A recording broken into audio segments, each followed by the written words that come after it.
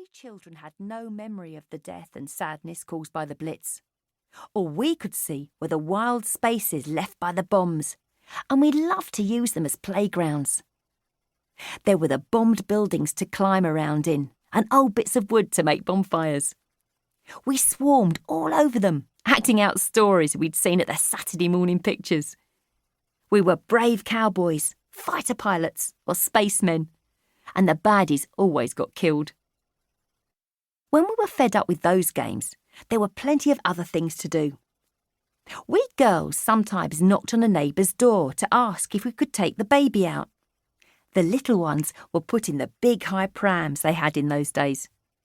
We'd be given a baby's bottle full of milk, or even cold milky tea for it to drink if it woke up. We older ones had bread and jam or bread and dripping wrapped in paper, and took a bottle of tap water and a few pennies worth of lemonade powder.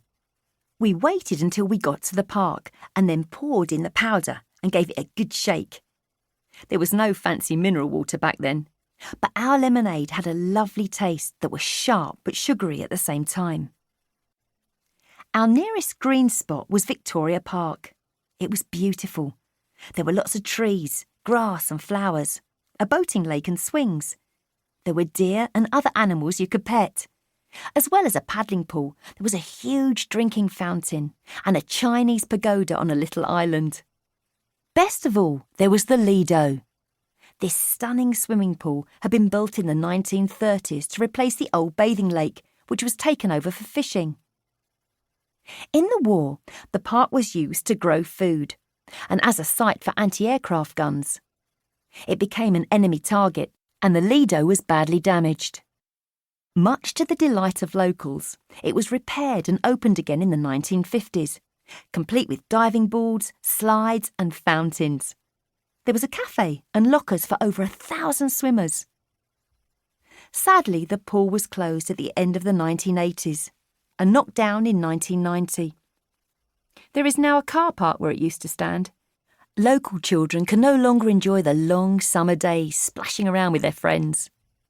We had one problem with Victoria Park, and that was the park keeper, known by us all as the parkie. The parkie wore a stiff uniform with a formal peaked cap and carried a pointed stick. The stick was meant for picking up litter, but he would wave it at us if we didn't behave and follow the rules. It wasn't something we liked very much, but we did listen to the parkie. It seemed we listened to all adults back then. We knew that we'd only get in trouble at home if we moaned about the parkie to our mums. I'm very proud of my Cockney background and have many memories of my East End childhood. I wanted to record the stories about that way of life before they were forgotten, and that was why I began writing my books about Cockney history. But this is not only my history. Many families have roots in East London or in similar close-knit communities, and I wanted to preserve their stories too. This woman's family went from the East End to a new estate. Here, she is remembering life before her family moved away. I hadn't started school, so I must have been about 4. I was sitting on the damp, warm ridges of a wooden draining board, swinging my legs. I was in a big room, listening to the sound of women talking and laughing over the din of them doing their weekly laundry. It was the communal wash house under my nan's buildings, the big block of flats where she lived. All the women were wearing crossover aprons and had their sleeves rolled up above their elbows. My nan probably had her slippers on. She usually did, and her stockings rolled down to her knees. It must have been hard work when you think of it. They were scrubbing collars and cuffs on their rubbing boards. Their hands were all chapped red from the hot sudsy water in the big sinks around the room.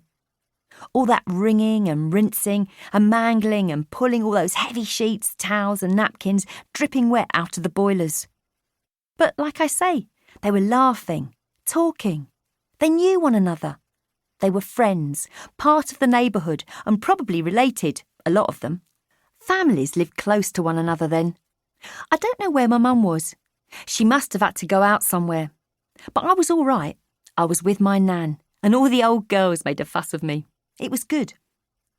Why I'm telling you this is the difference when we moved to our new place. My mum had always done her washing.